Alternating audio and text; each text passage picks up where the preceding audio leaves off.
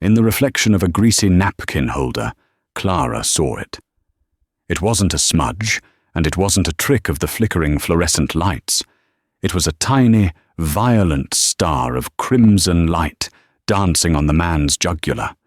He was just a customer, quiet, polite, nursing a black coffee he hadn't touched. He didn't know he had less than 3 seconds to live. Clara didn't think. She didn't calculate. She just dropped the pot of steaming decaf and lunged. That split-second decision didn't just save a stranger's life. It unraveled a billion-dollar conspiracy that would force a waitress from New Jersey to run for her life. This is the story of how a spilled coffee changed history. The rain in Hoboken didn't wash things clean. It just made the grime slicker. It was 11:45 p.m. on a Tuesday, the kind of night that felt heavy, like the air was filled with wet wool. Clara Mitchell wiped down the counter at Sal's 24-hour diner for the 3rd time that hour. The formica was worn white in patches, revealing the plywood beneath, a testament to 40 years of elbows and spilled grease. Clara was 23, tired, and currently calculating if she could afford to fix the radiator in her apartment and buy her son, Leo, the new winter coat he needed. The math wasn't adding up. It never did. "Hey, Clara, you want me to lock the back?" Clara looked up. It was Marco, the line cook. He was 60, with hands scarred from hot oil and a heart made of gold that was slowly failing him. "Leave it cracked, Marco. The trash truck hasn't come yet," Clara said, brushing a stray lock of dark hair from her forehead. "Go home. I got the front until the shift change at 2. "You work too hard, kid," Marco grumbled, untying his apron. "That boy of yours needs a mother, not a zombie." "That boy needs heat," Clara countered with a tired smile. "Go, night, Marco." When the heavy steel door clattered shut, the silence of the diner rushed in, broken only by the hum of the refrigerator and the relentless drumming of the rain against the plate-glass window. The diner was empty, save for old man Henderson asleep in booth 4, snoring softly into his crossword puzzle. Then, the bell above the door chimed. A gust of cold wind swept in, carrying the scent of ozone and wet pavement. Clara looked up, instinctively putting on her customer service smile, though her back ached. The man who walked in didn't look like he belonged at Sal's. It wasn't just the suit, though the charcoal 3-piece was tailored to a precision that screamed 5th Avenue, not Hoboken. It was the way he wore it. He looked exhausted, his shoulders slumped as if carrying an invisible weight. He was handsome in a severe, angular way, with greying temples that suggested he was in his late 40s, though his eyes looked ancient. He scanned the room. His gaze lingered on the windows, then the exits, before he chose the booth furthest from the door, tucked in the shadows near the kitchen entrance. Clara grabbed a menu and the coffee pot. She approached him cautiously. You got all kinds in a 24-hour diner, but this guy gave off a vibration, like a tightly coiled spring. "Rough night?" Clara asked, sliding the menu onto the table. The man jumped slightly, his hand twitching toward the inside of his jacket before he relaxed. He looked up at her. His eyes were a piercing, icy blue, bloodshot and wary. "You could say that," he murmured. His voice was deep, gravelly. "Just coffee. Black. And, do you have apple pie?" "We have cherry. Apple's gone," Clara said. "Cherry then. Please." He turned his head to look out the window into the rainy street. He seemed to be waiting for something, or perhaps dreading it. Clara poured the coffee. As the dark liquid swirled into the thick white mug, she noticed his watch. It was a Patek Philippe. She knew because her ex-boyfriend used to obsess over magazine pictures of them. That watch cost more than this entire diner. "Coming right up," she said. She walked back to the counter, her mind racing. Why was a man wearing a house on his wrist sitting in a dive in Hoboken at midnight? She cut a slice of cherry pie, placing it on a plate. As she moved, she glanced at the small, round security mirror mounted in the corner of the ceiling, the one Sal put up to catch teenagers stealing candy bars. From her angle behind the counter, the mirror gave a distorted, fish-eye view of the entire dining floor. She saw the man in the booth. He had taken his phone out and was staring at the screen, his face illuminated by the harsh blue light. She saw the window behind him. And then she saw the light. It was faint at first, a red prick, steady and unblinking. It appeared on the chrome napkin dispenser on his table, then slid upward. It crawled over his hand, over the expensive fabric of his suit, and settled, trembling slightly, on the side of his neck. Clara froze. Her brain tried to rationalize it. A kid with a laser pointer? A reflection from a traffic light? But the traffic light outside was green, and kids didn't play in the rain at midnight. The dot stabilized. Clara's heart slammed against her ribs. She didn't know how she knew, but she knew.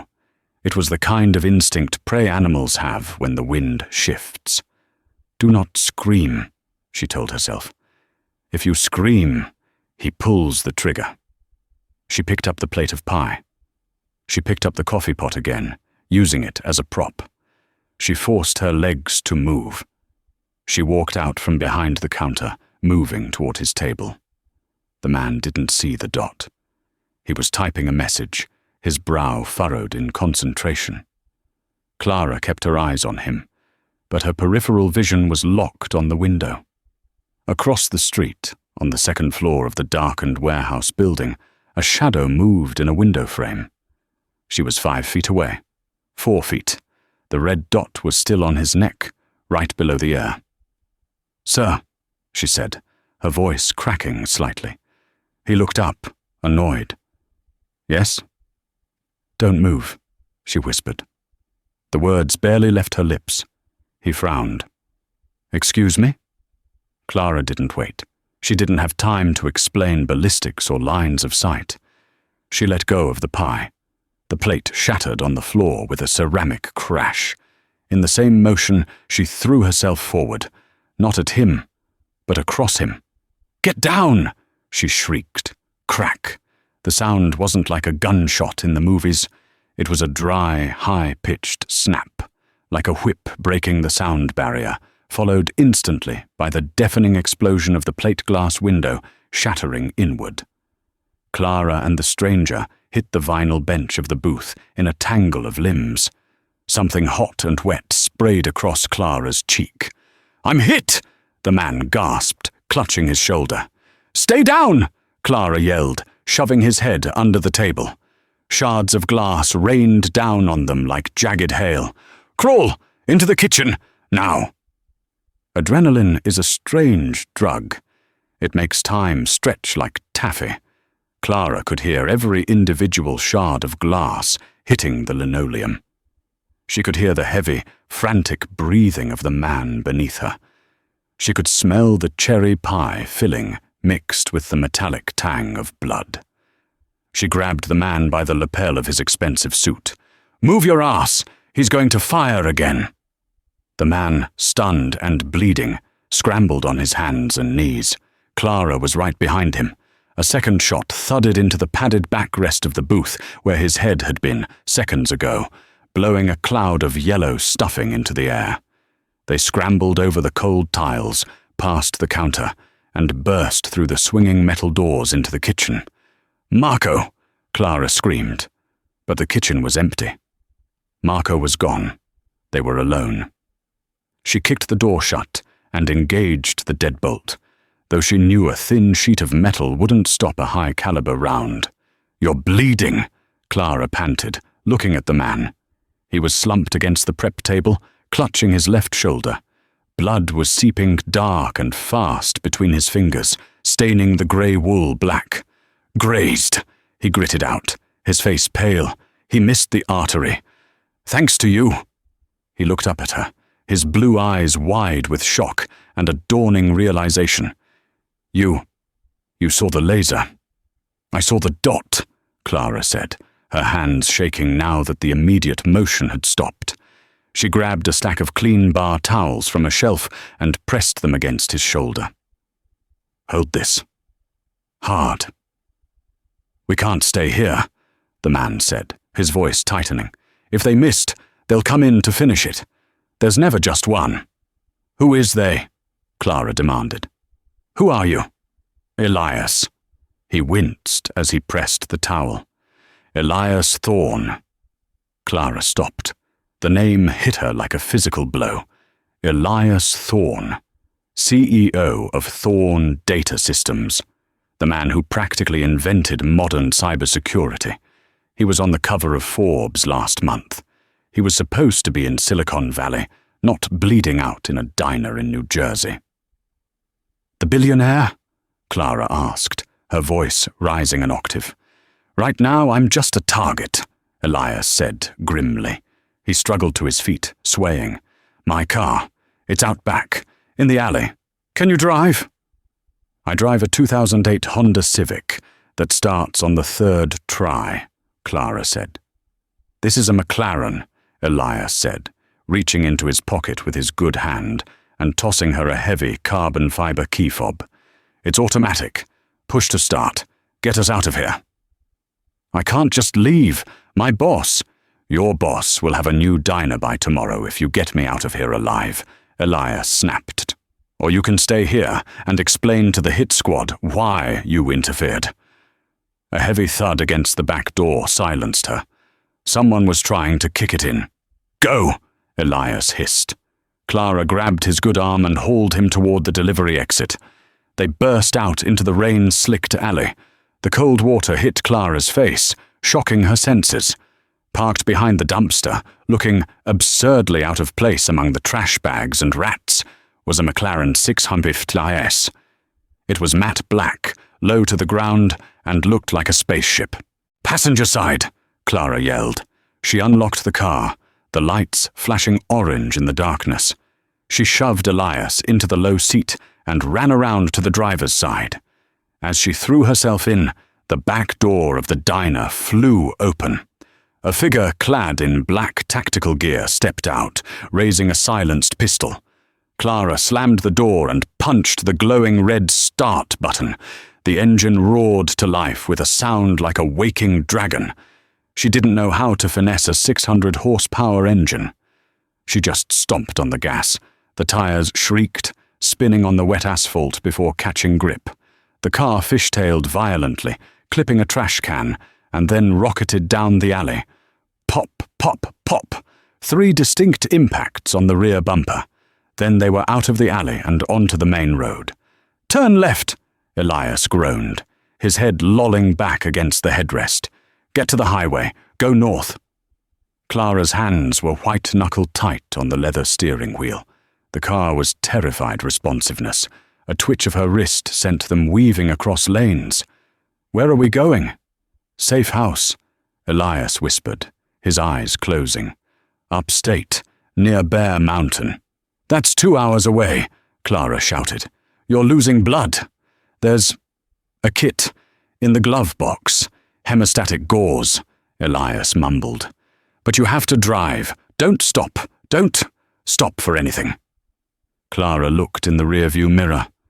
Behind them, 2 black SUVs had peeled out of a side street, their headlights cutting through the rain like searchlights. They were gaining. "Oh God," Clara whimpered, tears stinging her eyes. She thought of Leo, asleep at her mother's apartment 3 blocks away. If she died tonight, he'd be alone. No, she thought. Not tonight. She shifted her grip on the wheel. She was a mother, and she was a waitress who had survived double shifts on 3 hours of sleep. She wasn't going to let some corporate ninjas take her out. She slammed the accelerator. The McLaren surged forward, pinning her to the seat, the speedometer climbing past 80, 90, 100. "Hold on, billionaire," she muttered to the unconscious man beside her. "This is going to be a bumpy ride." The chase was on. The McLaren 650S was a beast, but on the rain-slicked asphalt of the New Jersey Turnpike, it felt like a hockey puck on ice. Clara's hands were cramping around the steering wheel. Every time she checked the rearview mirror, the twin sets of xenon headlights from the black SUVs were there, unwavering, like the eyes of deep-sea predators. "They're not stopping!" Clara yelled over the roar of the engine. "And I don't know how to drive this thing fast enough to lose them without killing us." Elias groaned, shifting in the passenger seat. The adrenaline was fading, replaced by the cold shock of blood loss. "Don't try to outrun them on the straight," he wheezed. "This car is light. They'll try to pity maneuver you, ram the back quarter panel, spin us out." "Great! Helpful advice!" Clara shouted hysterically. She saw the lead SUV surge forward in the left lane, its engine roaring as it pulled parallel to them. The window rolled down. Clara didn't wait to see a gun barrel. She slammed on the brakes. It was a reckless, terrified move. The McLaren's carbon ceramic brakes bit instantly. The car went from a 110 Meter Mepstock to 60 in a heartbeat. The SUV, anticipating a chase, shot past them, the driver unable to react in time. "Smart," Elias breathed, a faint smile touching his lips. Clara wrenched the wheel to the right, cutting across 3 lanes of traffic, earning a symphony of angry horns from a convoy of tractor-trailers. She shot up an exit ramp, exit 15W towards the Palisades Interstate Parkway. "We need to lose the second one," she said, her voice trembling. The second SUV was still behind them, weaving through the traffic she had just disrupted. "The woods," Elias instructed, his voice getting weaker. "Get to the parkway. No streetlights. Lots of curves. This car handles corners. The SUVs don't." The next 20 minutes were a blur of terror. Clara drove like a woman possessed, guided by fear and the sheer will to return to her son. The parkway was a tunnel of trees, pitch black, except for the slice of their headlights. Clara pushed the low-slung sports car into turns at speeds that made her stomach drop, the tires screaming in protest. Behind them, the SUV struggled. On a sharp hairpin turn near the Alpine Lookout, Clara watched in the rearview mirror as the heavy vehicle understeered. It drifted wide, tires losing grip on the wet leaves. Sparks showered the night as the SUV sideswiped the guardrail, spinning out of control and slamming into the embankment. The headlights behind them vanished. "We lost them," Clara whispered, her chest heaving. She didn't slow down.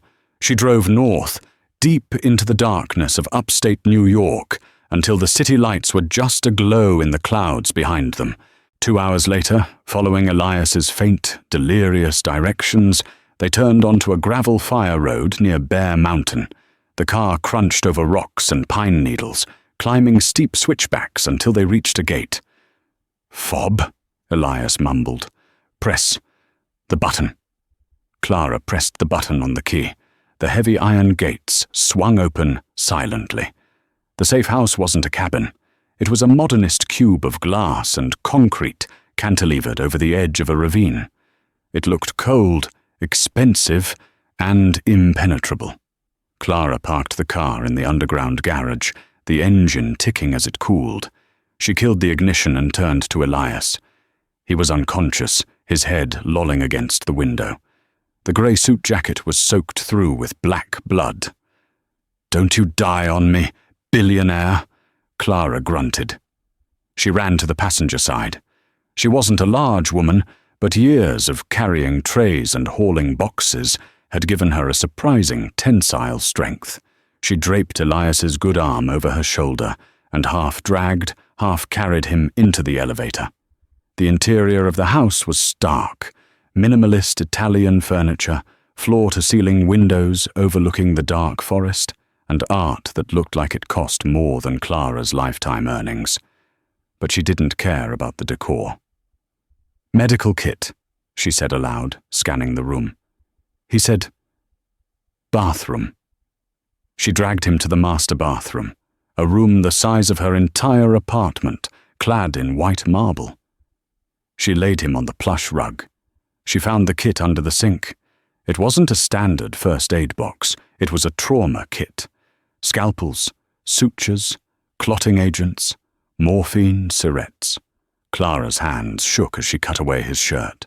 The bullet wound was ugly, a furrow ploughed through the deltoid muscle. It was deep, but as he had said, it hadn't hit the bone or the artery. "Okay, Clara, just like sewing a button. A fleshy, bleeding button," she muttered, fighting the bile rising in her throat.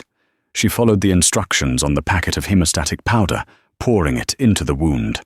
Elias jerked in his unconscious state, a groan escaping his lips. Then she threaded the curved needle. She had never stitched a person before. She had stitched Leo's teddy bear. She had stitched her waitress uniform when it ripped. She worked quickly, her face set in a grim mask. Stitch, pull, knot, stitch, pull, knot. When she was done, she cleaned the wound with saline and bandaged it tightly. She injected the morphine into his thigh, just as the label suggested for severe trauma.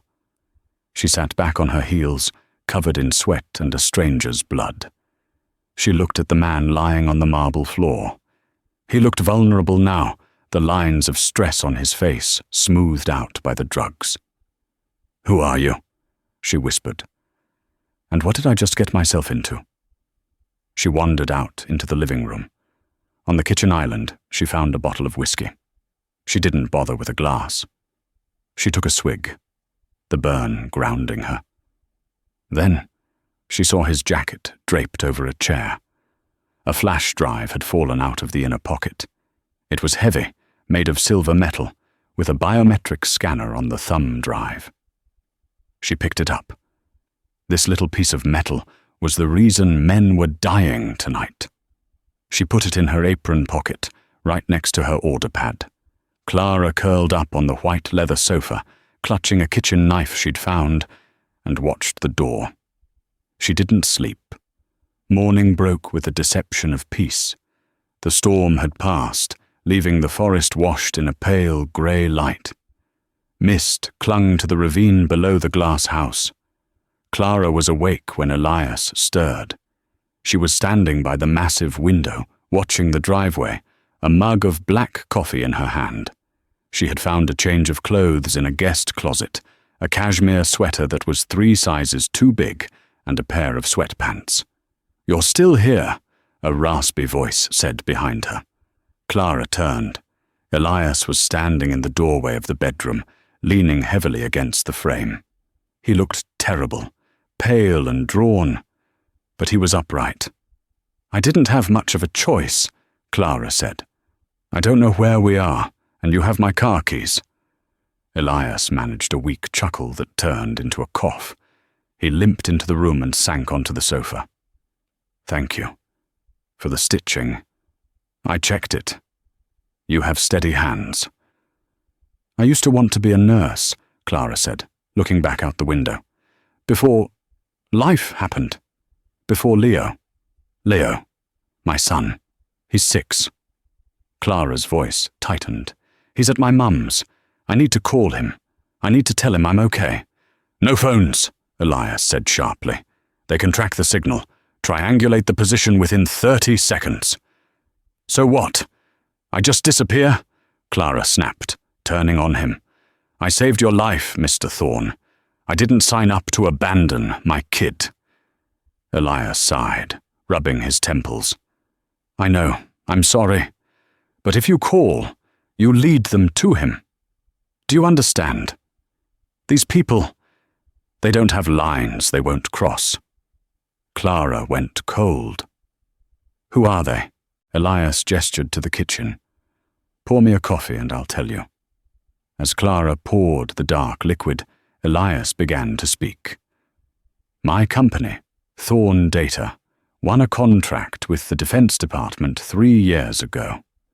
We were building an encryption key, unbreakable. We called it the Aegis. But during the development, I found a backdoor code inserted into the source. A code that would allow whoever held the key to bypass every firewall in the Western banking system. It wasn't a glitch. It was planted. By who? Clara handed him the mug. I didn't know at first. I started investigating quietly. I traced the code signature back to a shell company in the Caymans, a company owned by a consortium known as the Vipers. They aren't a street gang. They're high-level corporate fixers, politicians, arms dealers. They wanted to use my software to hold the world's economy hostage. And you were going to expose them, Clara guessed. I downloaded the proof. Elias tapped his chest, then realized his jacket was gone. He looked up in panic. It's here. Clara patted her pocket. She pulled out the silver flash drive and placed it on the coffee table.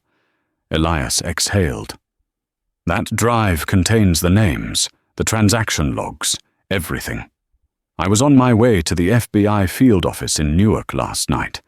I thought I was being careful. So why Sal's Diner? I was waiting for my contact, Special Agent Reynolds. He never showed, which means he's either dead or he was bought. Elias stared into his coffee. I need to call Julian. Julian Vane, my partner, my oldest friend. We built Thorn Data together in a garage in Palo Alto. He's the only one I can trust. He can get a private security team here to extract us. He has connections with the State Department. You said no phones, Clara reminded him. This house has a hard line, encrypted. VoIP routed through a dozen servers in Europe. It's safe.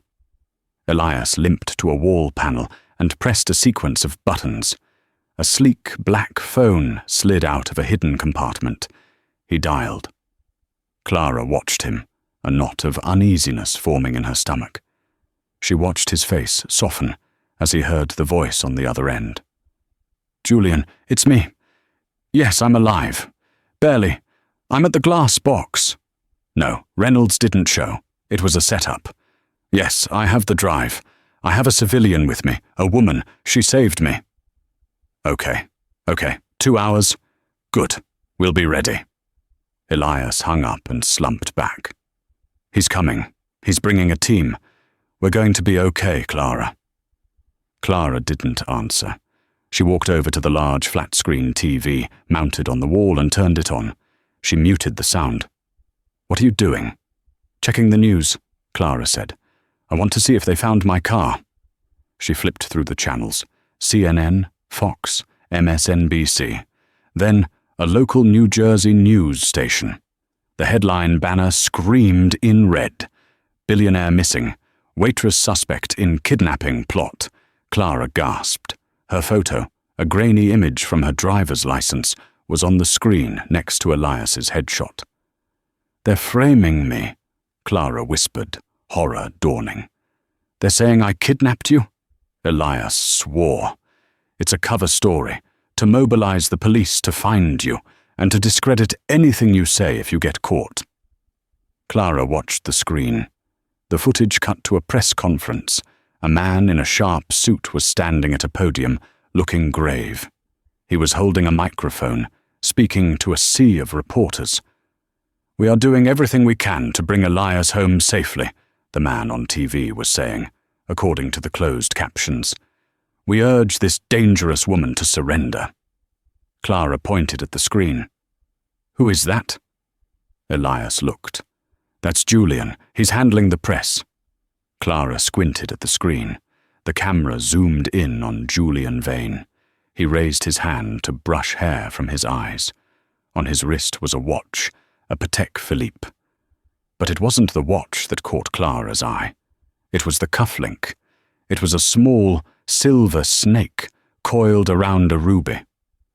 Clara's mind flashed back to the diner, the man in the tactical gear who had stepped out the back door, the one she had almost run over.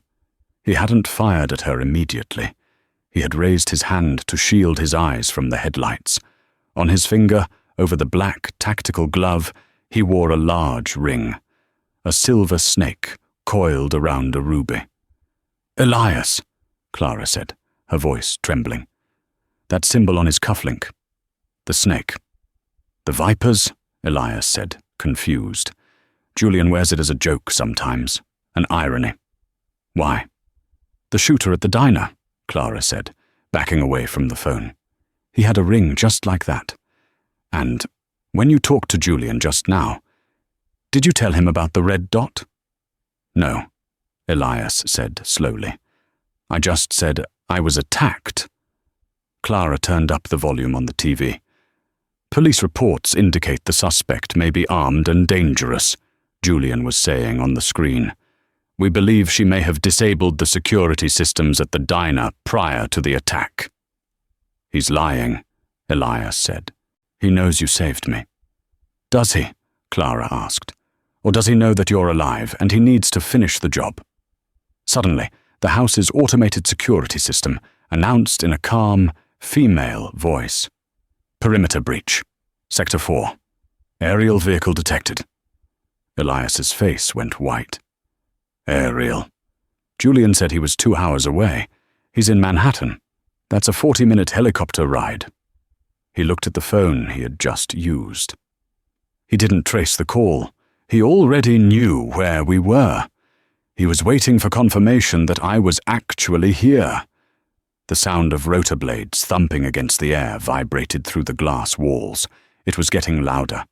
He's not coming to save us, Clara said, grabbing the knife she had slept with.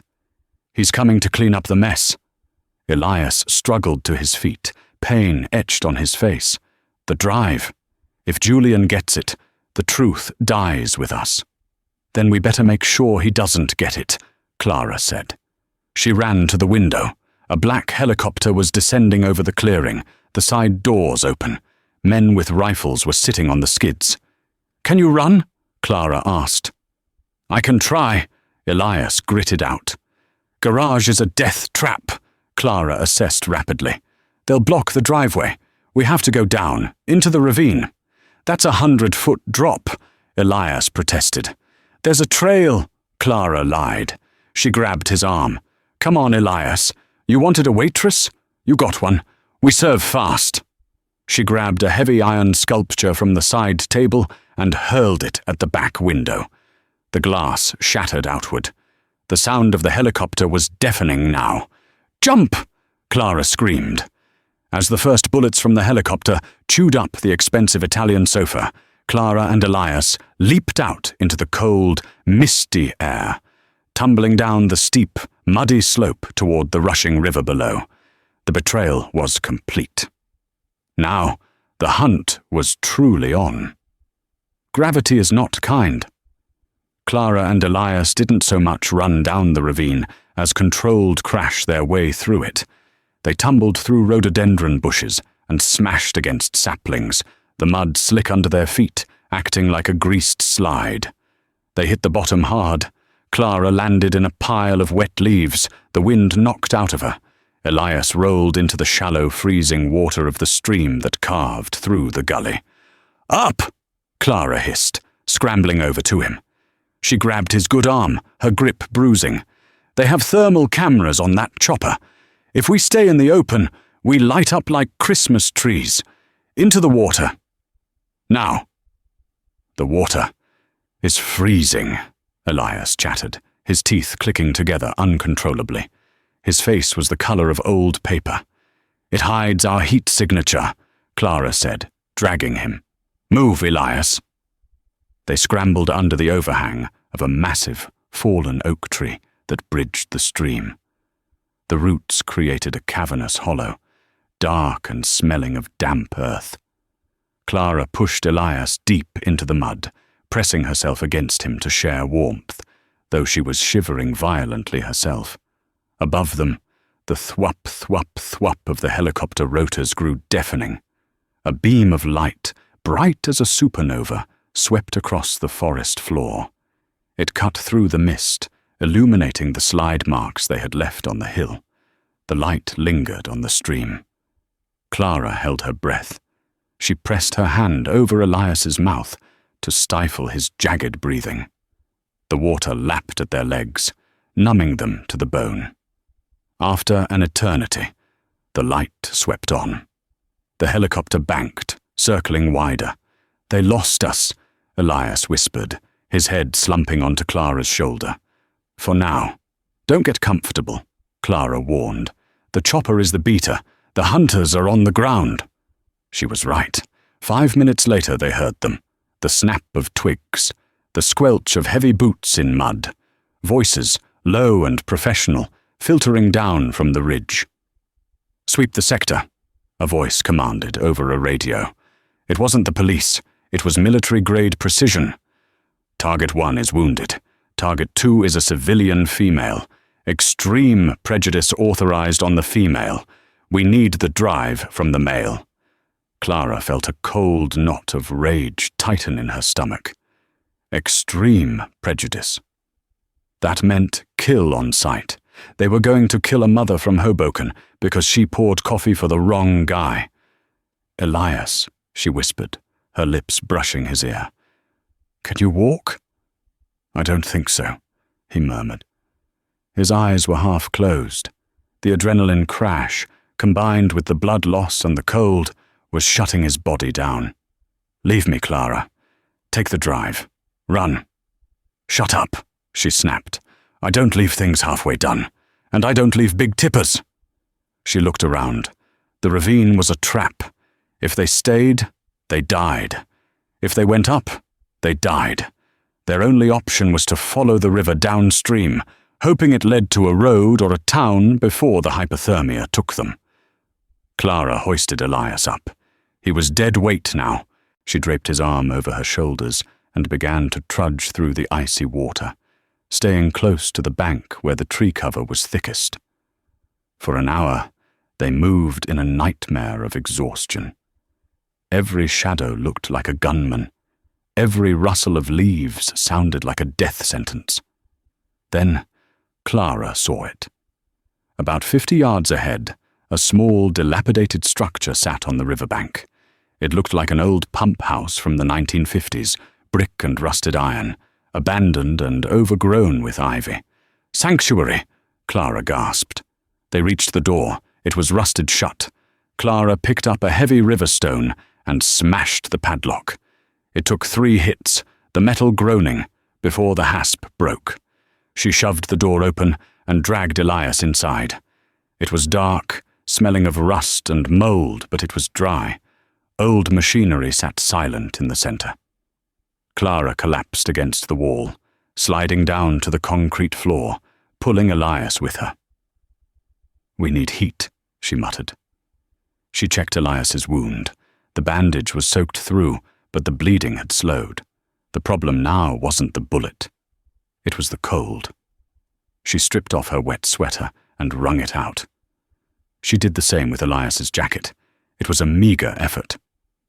"Talk to me," Clara said, slapping Elias's cheek lightly to keep him awake. "Tell me about the drive. Why is it worth killing for?" Elias blinked, his eyes focusing slowly. "It's leverage. The Vipers, they have people everywhere. Senator Sterling, the head of the SEC, even the deputy director of the FBI. The drive proves they've been rigging markets to fund coups in South America. If that data leaks, the government collapses. So Julian wants to sell it? No, Elias coughed.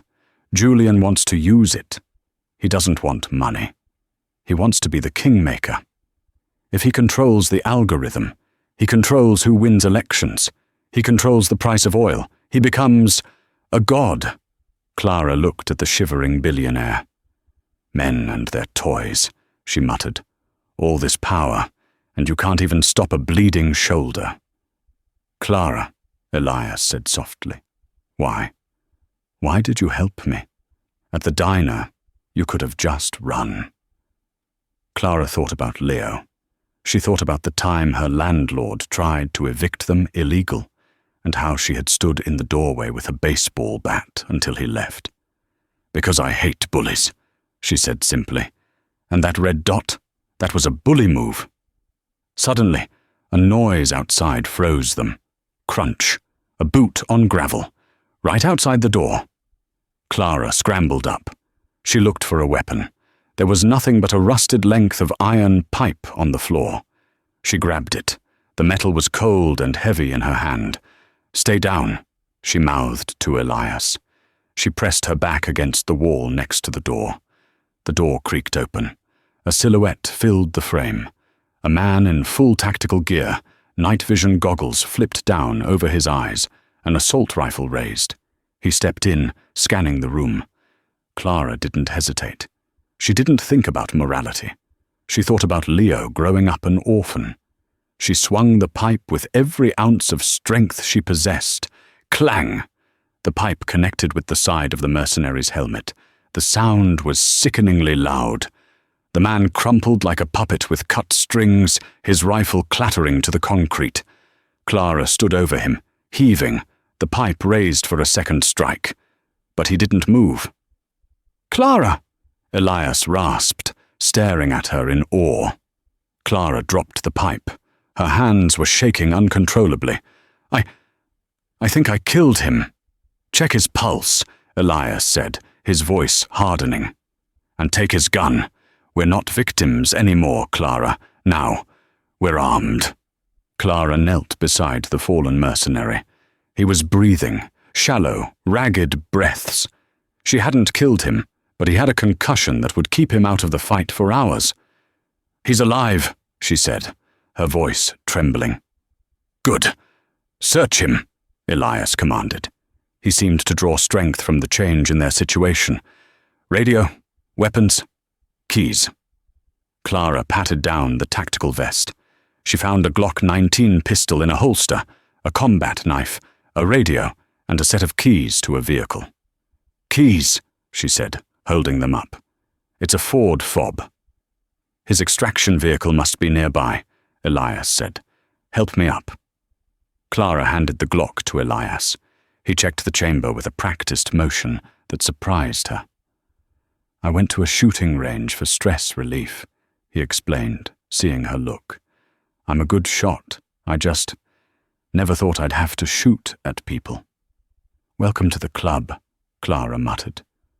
She took the assault rifle. It was heavy and alien in her hands. "Safety is here," Elias pointed to a switch. "Point and squeeze. Try not to use it unless you have to. The recoil will knock you over."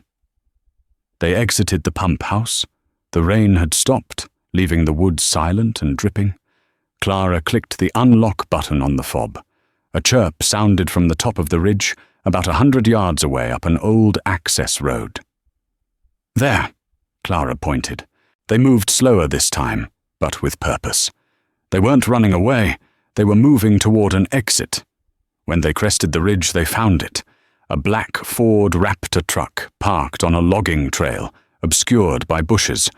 Clara helped Elias into the passenger seat. She climbed into the driver's side. The seat was set back for a man 6'4". She had to slide it all the way forward to reach the pedals. "Where to?" Clara asked, starting the engine. The dashboard clock read 5:45 a.m. The sun was beginning to bleed grey light into the sky. "The drive," Elias said, plugging the silver USB into the truck's media port. "I need to see what Julian is doing." He pulled up a laptop from the back seat, the mercenary's field computer. He cracked the password in under 30 seconds. Elias's fingers flew across the keyboard. "He's scrubbed the company servers," Elias muttered. "He's putting out a press release. Wait. What? Tonight. 8:00 p.m. The Met Gala in Manhattan." "The fashion thing?" Clara asked, reversing the truck down the trail. "Yes, but Thorn Data is a major sponsor this year. Julian is scheduled to give a speech.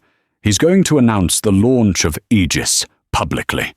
He's going to frame it as a global security initiative." Elias looked at Clara, his blue eyes burning with a new intensity. "He thinks I'm dead in a ravine. He thinks he's won. He's going to be on stage, live in front of the entire world." "And you want to be there," Clara guessed. "If I go to the police, Julian's moles will intercept me. If I go to the FBI, I disappear. The only place I'm safe is in front of a camera. If I walk onto that stage, if I plug this drive into the AV system during his speech, you expose him to the world, Clara finished. Live TV. No way to cover it up. Exactly. Elias grimaced as the truck hit a pothole. But we have to get into Manhattan. We have to get past security. And I look like I've been chewed up by a bear. Clara looked at her reflection in the rearview mirror. Her hair was matted with mud, her face scratched, her clothes torn. She looked feral. I know a place, Clara said. My cousin works at a theater supply warehouse in the Bronx. Costumes, makeup, props. We can get cleaned up. We can get you a suit. And you? Elias asked. You should go home, Clara. You've done enough. Clara tightened her grip on the wheel. I can't go home. My face is on the news, remember? Kidnapper. If I go home, they arrest me, and Julian's men kill me in my cell. The only way I get my life back, the only way I get to see Leo again, is if Julian goes down. She shifted the truck into drive and floored it, the tires kicking up gravel. We're going to the ball, Cinderella, Clara said, a dangerous smile touching her lips, and we're going to burn it down. The drive to the Bronx was tense. They avoided the main highways, weaving through back roads to avoid license plate readers. The radio crackled with chatter from the mercenary team. Team leader to base. We found body at the pump house. Targets are armed and mobile. They have Unit 4's vehicle. Base to team leader. Lock down the bridges. Do not let them cross into the city. They're going to be watching the George Washington Bridge, Elias said, and the Lincoln Tunnel. We're not taking the bridge, Clara said. She turned the truck down a road marked Authorized Personnel Only, near the river. Where are we going? I dated a guy who worked the ferries, Clara said. There's a cargo ferry that runs construction materials from Jersey to the west side early mornings. It doesn't check ID. They ditched the truck in a shipyard and sprinted for the ferry just as the ramp was rising. They huddled behind a pallet of drywall as the boat chugged across the grey waters of the Hudson. The Manhattan skyline rose before them, jagged and majestic. Somewhere in that concrete jungle, Julian Vane was preparing his victory speech. We need a plan for the gala, Elias said, leaning against the drywall. Security will be tight. Metal detectors. ID checks. You're a billionaire, Clara said. Don't you have secret ways into places? I have the invitation list. Elias tapped the laptop. But I'm dead, remember? My credentials will be flagged. Then we don't go in as guests, Clara said, watching the city draw closer. I've worked catering for 10 years, Elias. I know how the back of the house works. Nobody looks at the servers. Nobody looks at the help. We're invisible. Elias looked at her. He saw the waitress who had saved his life, the mother who had fought a mercenary with a pipe. He realized he had never met anyone like her in the boardrooms of Silicon Valley. Okay, he nodded. We go in through the kitchen. One problem, Clara said, looking at his injured shoulder. You can't carry a tray with that arm. I'll improvise, Elias said. Just get me inside. The ferry docked. They slipped off, blending into the morning rush of construction workers. They were in the city. The clock was ticking. They had 12 hours until the speech. 12 hours to clean up, suit up, and execute the most dangerous shift of Clara Mitchell's life. As they walked onto the bustling street, a digital billboard flashed overhead. It was a picture of Julian Vane, smiling with the caption, "The future is safe." Clara spat on the ground. Not if I have anything to say about it. The Metropolitan Museum of Art was a fortress of diamonds and velvet. The red carpet was a river of flashbulbs, swallowing celebrities and titans of industry whole. Inside the Temple of Denda, the air smelled of expensive perfume, and even more expensive champagne. At 7:55 p.m., while the world's elite mingled, a catering van idled at the loading dock. Clara adjusted the collar of her white server's jacket. It was tight across the shoulders, but it was crisp. Beside her, Elias Thorne looked less like a billionaire and more like a weary sommelier. His injured arm was in a sling, concealed beneath a black blazer he'd swiped from the costume warehouse. He wore thick-rimmed glasses and a fake mustache that looked ridiculous, yet somehow effective. "Remember," Clara whispered, gripping a tray of empty crystal flutes. "Walk fast, look annoyed, and carry something. Nobody questions the help if they look like they're late for something." "I own half the companies represented in that room," Elias muttered, adjusting his earpiece. "And I'm sneaking in through the garbage disposal. Humble pie, billionaire. Eat it." They breezed past the security checkpoint. The guard, a heavy-set man more interested in his phone than the faces of the catering staff, barely glanced at their forged badges. "You're late," the catering manager hissed as they entered the kitchen chaos. "Grab the hors d'oeuvres. Table 4 needs refilling. Move." Clara shoved a tray of crab cakes into Elias's good hand. "Go. The AV booth is on the mezzanine, behind the Egyptian exhibit. You have 5 minutes before Julian starts." Elias met her eyes. The blue iris was steady now, the fear replaced by a cold, calculating resolve. "Be careful, Clara. If they spot you." "I'm just a waitress," she smiled tightly. "I'm invisible." Elias vanished into the crowd. Clara took a deep breath and stepped out onto the floor. The room was a sea of black ties and ball gowns. At the front, a massive stage was set up, backed by a screen the size of a billboard. Julian Vane stood at the podium, looking every bit the savior of the tech world. He was handsome, charismatic, and currently lying through his teeth. "Safety isn't just a luxury," Julian was saying, his voice amplified to a smooth baritone. "It is a right. And with the Aegis system, Thorne Data is guaranteeing that right for every citizen." Clara moved through the crowd, offering crab cakes to senators and socialites. Her heart was hammering a frantic rhythm against her ribs. She kept her eyes on the mezzanine. She saw a shadow move near the tech booth. "He's there," she thought.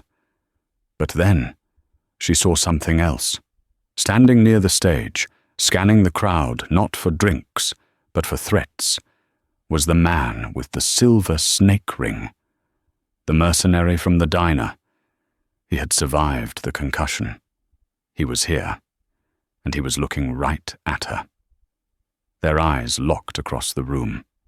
The mercenary touched his earpiece. He began to move, cutting through the crowd like a shark through water. Clara dropped the tray. Crystal shattered on the stone floor, the sound cutting through Julian's speech like a gunshot. "He's here!" Clara screamed, pointing at the mercenary. "He has a gun!" It was a lie. The gun was likely concealed, but panic is a universal language. The crowd screamed. The bubble of polite society burst instantly. People scrambled, overturning tables. Julian froze on stage, looking down. He saw Clara. His face went pale. "Security!" Julian roared into the microphone. "Take her! She's the kidnapper!" The mercenary lunged for Clara, tackling her to the ground.